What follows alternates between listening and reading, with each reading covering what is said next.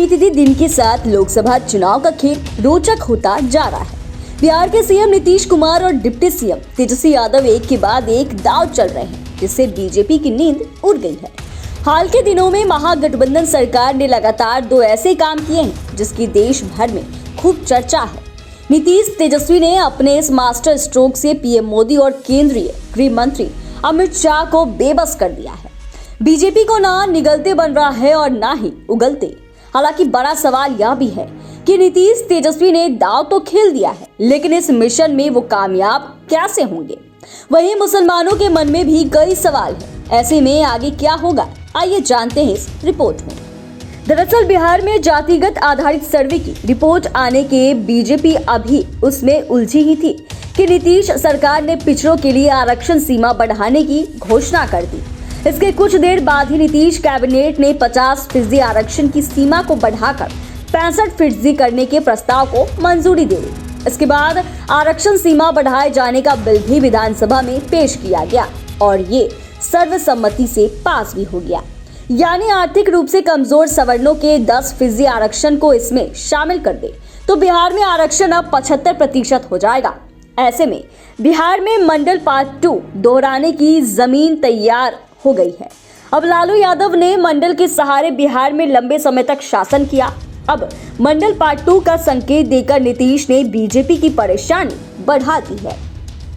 BJP विरोधी नेता तो नीतीश कुमार के कई कदमों को किसी ब्रह्मास्त्र से कम नहीं समझ रहे। लोकसभा चुनाव में अब ज्यादा समय नहीं बचा। ऐसे में इसकी काट खोजना इतने कम समय में बीजेपी के लिए मुश्किल होगा। जाति सर्वेक्षण और आर्थिक सर्वेक्षण के बाद आरक्षण सीमा बढ़ाए जाने का फैसला नीतीश कुमार और तेजस्वी यादव का दूसरा मास्टर स्ट्रोक है। केंद्र सरकार के मना करने के बाद नीतीश कुमार ने जाति सर्वेक्षण कराया। उसमें जातियों की जो संख्या सामने आई, उससे बीजेपी के सामने मुसीबत खड़ी हो गई। अब नीतीश ने आरक्षण सीमा बढ़ाने की जो चाल चली है, उसे लेकर बीजेपी में बेचैनी जरूर होगी। राजनीतिक जानकार बताते हैं कि बीजेपी के सामने फिलहाल कोई रास्ता नहीं सूझ रहा है जिससे वे नीतीश सरकार के इस फैसले की काट खोज सके। जाति सर्वेक्षण पर तो पीएम नरेंद्र मोदी ने अमीर गरीब की बात उठाकर इसे खारिज करने का प्रयास किया था, लेकिन अब तो आरक्षण सीमा बढ़ाने की बात हो रही है। भले ही बीजेपी लोकसभा चुनाव को हिंदुत्व पर लड़ना चाहती है, लेकिन वह आरक्षण का विरोध नहीं कर सकती, क्योंकि आज के दौर में आरक्षण के खिलाफ जाना एक तरह से खुद की राजनीतिक हत्या ही होगी। ऐसे में देखना होगा कि इसके लिए भाजपा अब कौन सी लाइन लेती है, यह देखना दिलचस्प होगा। वहीं दूसरी ओर सबसे बड़ा सवाल यह है कि नीतीश तेजस्वी ने आरक्षण वाला दांव तो खेल दिया, लेकिन इस मिशन में वो कामयाब कैसे होंगे? क्या 50% के बैरियर को राज्य सरकार तोड़ सकती है? सुप्रीम कोर्ट ने 1992 में इंदिरा साहनी मामले में जजमेंट देते हुए आरक्षण की अधिकतम सीमा 50% तय कर दी थी। कोर्ट ने कहा था कि आरक्षण को 50% से ऊपर नहीं बढ़ाया जा सकता है। कानून और संविधान के जानकारों के बीच इस सवाल पर मंथन शुरू हो गया। महाराष्ट्र में मराठा और हरियाणा में जाटों को आरक्षण इसीलिए नहीं मिल पा रहा है क्योंकि उनकी राह में 50% का आरक्षण सीमा का बैरियर सुप्रीम कोर्ट ने लगा रखा है।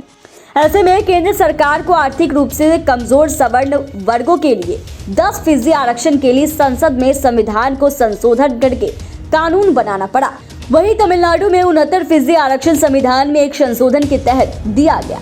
ऐसे में सवाल यह उठता है कि नीतीश सरकार क्या 75% आरक्षण बिहार में दे पाएगी? क्या सुप्रीम कोर्ट द्वारा तय नियम उसकी राह में अड़चने नहीं बनेगा? वहीं आरक्षण को लेकर यह भी सवाल उठ रहा है कि मुसलमानों को आबादी के हिसाब से हिस्सेदारी क्यों नहीं? नीतीश सरकार ने 27% पिछड़े जाति को 27% आरक्षण और 36% अति पिछड़े जाति को 36% आरक्षण देने की घोषणा की है। हालांकि राजनीतिक जानकार बताते हैं कि नीतीश सरकार ने आबादी के हिसाब से हिस्सेदारी के फॉर्मूले में एक चालाकी कर दी है। 17% मुसलमानों के लिए आरक्षण की अलग से कोई व्यवस्था नहीं की है। पसमानदा मुसलमान लगातार खुद के लिए नया कोटा मांग रहे हैं। इन मुसलमानों का कहना है कि पिछड़े वर्ग में हमें आरक्षण जरूर दिया गया है, लेकिन इसका फायदा हिंदू धर्म के पिछड़े वर्ग को ज्यादा मिल रहा है। फिलहाल तो नीतीश तेजस्वी के आरक्षण वाले दाव के सामने पीएम मोदी और अमित शाह बेबस दिख रहे हैं। इसकी काट का उसके सामने कोई रास्ता नहीं दिख रहा है। हालांकि दूसरी ओर बड़ा सवाल यह भी है कि नीतीश सरकार क्या 75% आरक्षण बिहार में लागू कर पाएगा? क्या सुप्रीम कोर्ट द्वारा तय नियम उसकी राह में अड़चने तो नहीं बनेगा? यह तो आने वाला समय ही बताएगा।